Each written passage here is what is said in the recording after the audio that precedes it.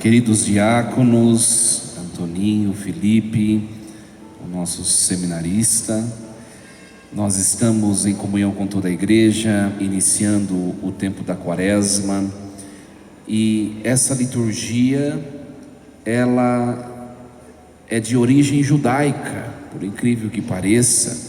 Nós não nascemos do nada, né?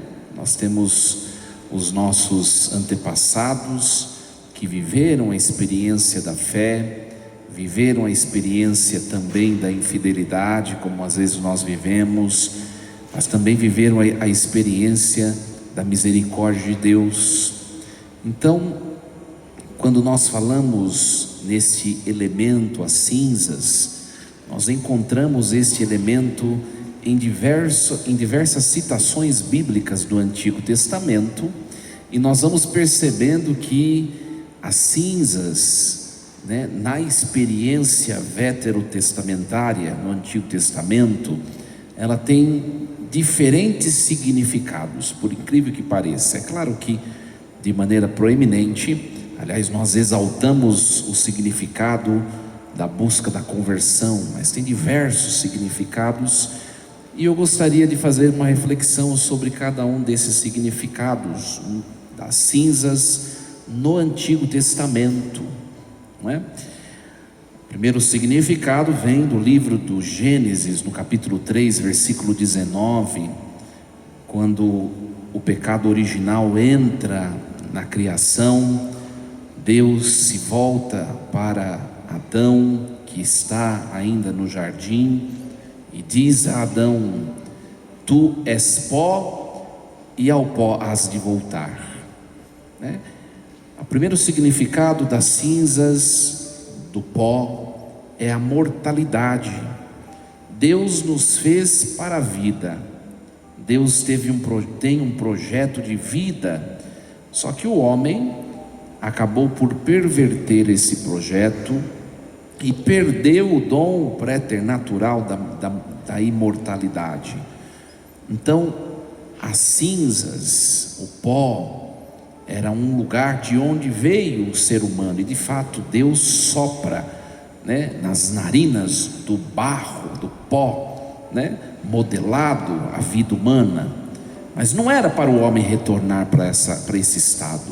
Foi o pecado quem assim o fez, não é? Então, o primeiro significado das cinzas é nos lembrar de que nós somos mortais, e de que a vida passa muito rápido, e de que nós perdemos às vezes muito tempo com coisas que não valem a pena, e o tempo da Quaresma é tempo de nós voltarmos para aquilo que é essencial da nossa vida. Quantas coisas nos perverte, quantas coisas às vezes banais pervertem os nossos relacionamentos. Olhar as cinzas é perceber: o tempo está passando e o pó da terra está chegando, não perca tempo. Ora, o segundo significado nós encontramos no livro de Jó, capítulo 42, versículo 6. Jó, em meio ao sofrimento e à provação, em certo momento, ele acaba por perceber a sua incapacidade de enfrentar tal sofrimento, e ele se arrepende. Olha só, a frase desse versículo 6, do capítulo 42: eu me retrato e me arrependo no pó e na cinza. O arrependimento, que é esse o sentido que nós mais exaltamos nessa liturgia, não é? Depois nós vemos também no livro de Daniel, capítulo 9, versículo 3, que as cinzas, ela tem um sentido também de intercessão, não é? Daniel, ele faz penitência pelo pecado do seu povo, e Deus, pela penitência de ele olha com amor e misericórdia todo aquele povo, Os nossos pequenos esforços que nós oferecemos para alguém que está sofrendo, para alguém que está doente, ou para alguém que está precisando de uma bênção, de uma graça, eles são olhados, apreciados por Deus, e Deus se regozija dos nossos esforços. Nós vemos também no primeiro livro dos Macabeus, no capítulo 3, versículo 47, diante de um momento de revolução, da revolução macabeia, um momento de dificuldade, de provação, de incertezas, o texto vai dizer assim: eles jejuaram, vestiram-se com sacos, cobriram a cabeça com cinzas, rasgaram as suas vestes, e Deus olhou para eles. Então, as cinzas também retratam o luto. Diante dessa revolução, no livro de Macabeus, houve muita morte, muita perda diante do povo que estava na luta. Então, as cinzas retratam a paga do pecado, que é a morte, que é o sofrimento, não é? Muito bem. Também, em certo sentido, contemplarmos as cinzas, nós contemplamos um convite que nós recebemos da igreja a nos colocarmos com mais humildade diante de Deus, O livro de Esther, no capítulo 14, versículo de 1 a 3, nós vemos que a rainha que ocupava um posto de realeza, ela se humilha diante de Deus.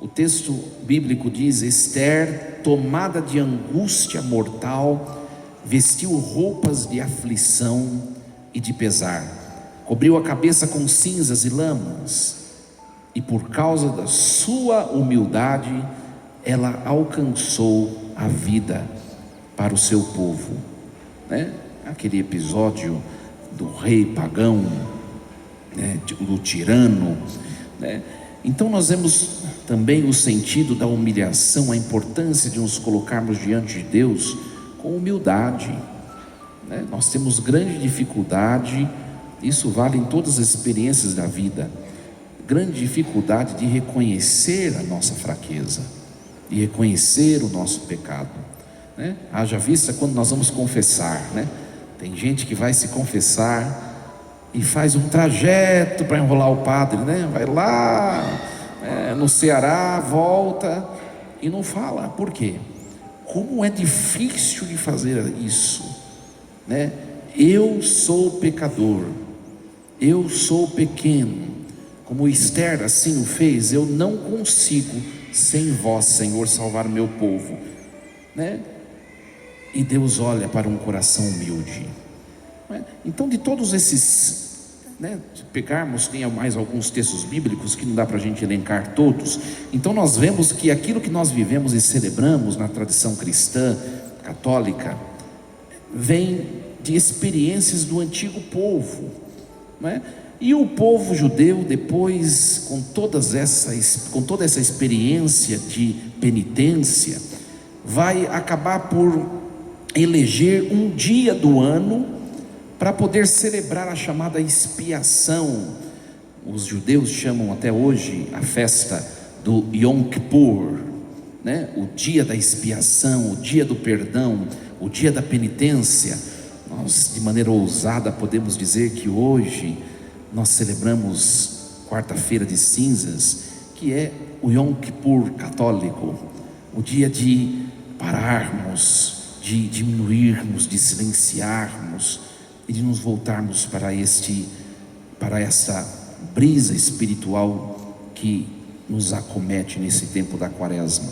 É interessante que na festa do Yom Kippur judaica, os judeus não podem comer, beber, não podem trabalhar, não podem nem utilizar óleos e cosméticos que os confortem, não podem, aqueles que são casados, realizar atos sexuais. É um dia, o Yom Kippur para o judeu, um dia de total parada para ouvir a Deus e se reconciliar com Deus. É o que nós celebramos hoje, É muito bonito isso. E aí vem os textos bíblicos de hoje que quer nos exortar. Nós estamos começando o tempo da quaresma, que é um tempo de penitência, e os textos de hoje vêm nos exortar como nós devemos fazer penitência. Não precisa nem muito comentar esse evangelho, que é um trecho do Sermão da Montanha, né? Aqui as 3 práticas judaicas se tornaram também 3 práticas cristãs, né? A esmola, o jejum, né? E a oração. Alguns trocam a palavra esmola por caridade, tanto faz, a caridade, o jejum e a oração, né? 3 armas. Uma arma me leva a lutar para o meu benefício, outra arma me leva a lutar para conseguir possuir a Deus, outra arma me leva a lutar para suavizar e edificar o meu relacionamento com o outro, com o próximo, não é? É muito interessante que cada uma dessas armas quaresmais diz respeito ao pecado lá de Adão e Eva, no livro de Gênesis, no capítulo 1 ao 3, né? Quando Adão vai comer o fruto, ele tem existem 3 seduções ou concupiscências lá em Adão e Eva. A primeira coisa é que Adão viu que o fruto era bom para comer, era bom, ou seja, a concupiscência, a tentação da carne, não é? Contra essa tentação, nós usamos a arma do jejum, que vai quebrar, né, as nossas seduções. Também Adão viu que o fruto era agradável, não era bom ao paladar, mas era agradável aos olhos, né? A chamada concupiscência do olhar, da visão. Contra esta concupiscência, o possuir, a ambição, é a arma da caridade. Quanto mais ambição eu tenho, mais eu me despojo em benefício do outro, para vencer isso em mim. E depois também Adão viu que aquele fruto abriria a sua inteligência, é o querer ser Deus sem Deus, é a soberba da vida. E contra essa concupiscência, essa tentação, este pecado, é a arma da oração. Quanto mais eu quero ser Deus sem Deus, mais eu me dobro em oração e adoração a Ele, para que Ele seja Deus e não eu. Olha só, então nada é à toa, né? E aí o livro de Joel hoje vem nos falar assim: olha, façam jejuns, derramem lágrimas, gemidos, mas sobretudo rasguem o coração e não as vestes. É importante, né? Olha só, voltai para mim com todo o vosso coração, diz o Senhor, com jejuns, lágrimas e gemidos, mas rasgai o coração e não somente as vestes. Ou seja, nós estamos iniciando religiosamente um tempo de penitência exterior, mas nós precisamos fazer com que todo ato exterior toque a nossa interioridade, senão não faz sentido nenhum, não é? Tantos sacrifícios, mas não há uma modificação. O tempo da quaresma, minha gente, é um tempo propício para nossa elevação, edificação, evolução humana e espiritual. Mas para que isso aconteça, eu preciso reconhecer que eu tenho ainda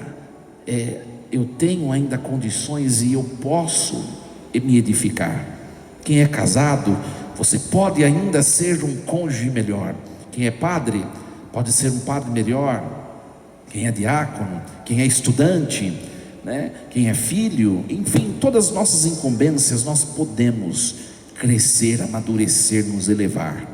É o tempo favorável para nós encontrarmos mecanismos para isso. Por isso que hoje nós ouvimos na carta aos Coríntios, Paulo dizendo: olha, meus irmãos, agora é o momento favorável, né? Agora é o dia da salvação. Por que agora? Porque nós nos unimos a toda a igreja. Então nós estamos envolvidos juntos à igreja numa grande força espiritual de elevação. É um momento propício para nos unirmos, para darmos passos e também nós nos permitirmos crescer na fé, né? Mas depende do nosso sim, do nosso querer, né? Então faça propósito. Olha, E aí nós temos diversas dicas, né? Você pode escolher 3 penitências: uma do jejum, uma da caridade e uma da oração, né? Do jejum é você se abster de alguma coisa por 40 dias.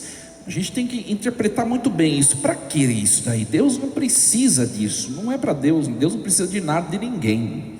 A penitência é para mim, né? Para que serve? Primeira coisa, para eu perceber o quanto eu sou frágil, né? O quanto, por exemplo, vou fazer penitência de 40 dias de doce, o quanto um pedaço de chocolate acaba sendo meu ídolo e me domina. Aí eu vou percebendo o quanto eu preciso de Deus, o quanto eu preciso estar na igreja, porque senão as coisas vão fracassar. É esse o sentido, né? O quanto, vou fazer penitência de vinho.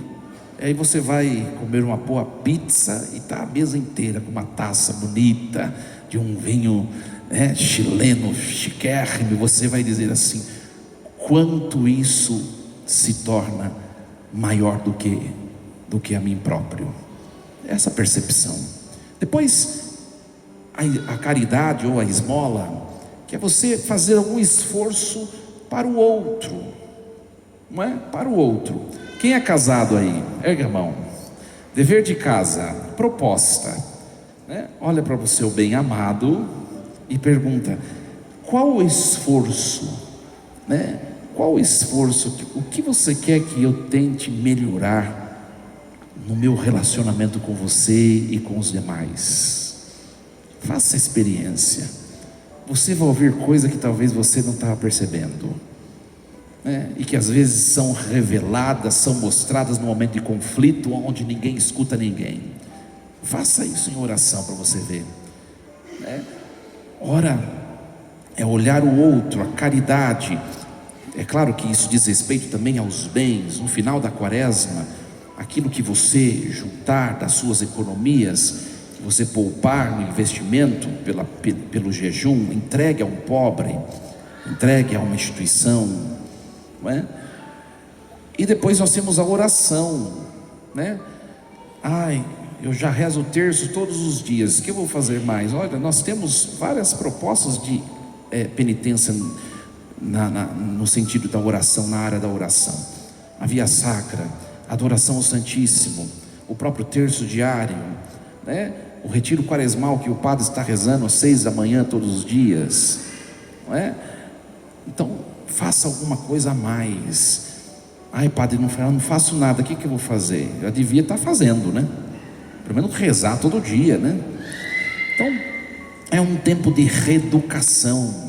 Se você não tem costume de rezar ao acordar, antes de sair de casa, ao tomar refeição, né? Faça. Pai, mãe, se você não tem hábito de abençoar os seus filhos, faça o esforço de fazê-lo todo dia pela manhã, todo dia ao encerrar o dia. Quem é filho não tem certa reverência espiritual ao pai, pega na quaresma esse bom hábito.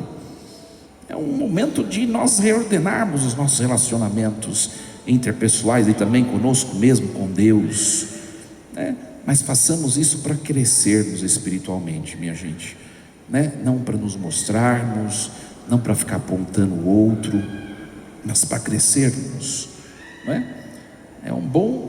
É uma boa proposta, né? O marido dar a penitência da esposa e o contrário, né? Vai ser bom. No final da quaresma alguém vem me contar como vai ser, como foi. Isso faz edificar qualquer relacionamento. Então, vivamos de maneira profunda esse tempo quaresmal. Também é um tempo de mais recolhimento.